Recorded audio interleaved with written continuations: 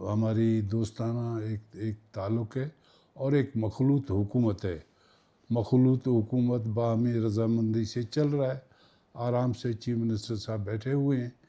میں سمجھتا ہوں کہ ایسی کوئی گلہ شکوہ. گورنر صاحب نے کل خود ہی کہا کہ اس کی کوئی وہ اہمیت ہی ختم ہو گئی 2.5 سال والا.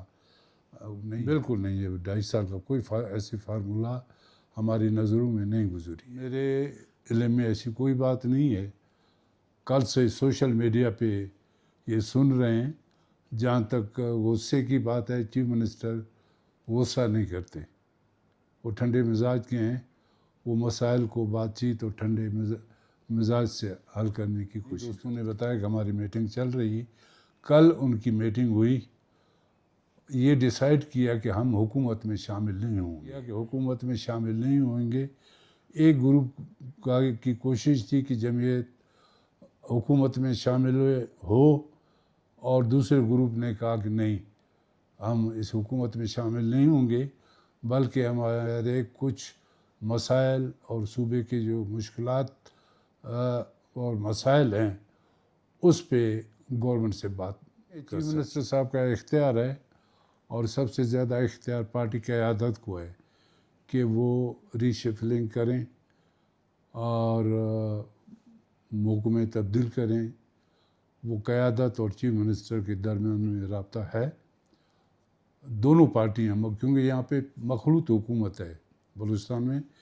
کسی ایک پارٹی کی واضح اکثریت نہیں ہے کہ ہم کہہ سکیں کہ یہاں پہ پیپلز پارٹی کی ہی حکومت ہے یا نون کی حکومت ہے.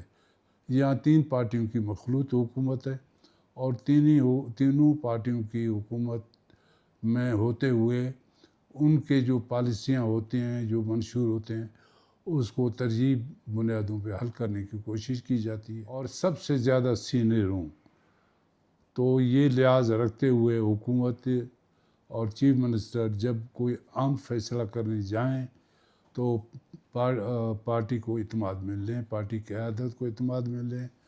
اور یہاں پہ پارلیمانی لیڈر جو کہ میں ہوں اور سینئر منسٹر بھی ہوں، ہمیں اعتماد میں جو اس ملک کے آئین کو مانتے ہیں، جو اس ملک کی ریاست کو مانتے ہیں، جو اس ملک کی وحدت اور سالمیت کو تسلیم کرتے ہیں، ان کے لیے دروازے کھلے ہوئے ہیں. وہ آئیں، مذاکرات کرنے کے لیے تیار ہیں. ہم بھی چاہتے ہیں کہ اس صوبے کے اندر پاکستان پیپلز پارٹی چاہتی ہے کہ امن ہو، ترقی ہو، خوشحالی ہو، بے روزگاری کا خاتمہ ہو، اور حکومت بر وقت اور ہر وقت اس کوشش میں ہے کہ یہ جو 4 سلوگن ہیں، امن، ترقی، خوشحالی اور بے روزگاری کا خاتمہ، یہ تمام پولیٹیکل پارٹیاں چاہتی ہیں کہ یہ چیزیں اس صوبے کے اندر. 1973 میں بھی جب بلوچستان کے حالات اور یہاں پہ مسلح بغاوت تھی تو اس وقت ذوالفقار علی بھٹو نے چیف سیکرٹری نصر من اللہ صاحب تھے، تو ان کو یہ کہا کہ بھئی بلوچستان کے نوجوانوں کو روزگار دو. جو بھی آئے، آپ کو یاد ہوگا کہ تمام نوجوان اپنا درخواست سادہ لے جا کر چیف سیکرٹری کو دیتے تھے.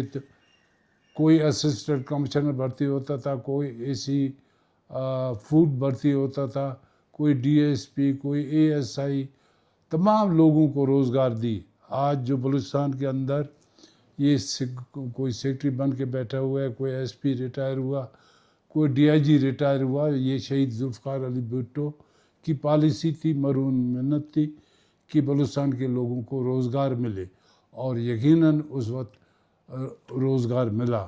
ہم آج بھی چاہتے ہیں کہ حکومت اور ہماری حکومت اور پاکستان پیپلز پارٹی کی قیادت کی یہ پوری کوشش ہے کہ بلوچستان کے لوگوں کو روزگار ملے.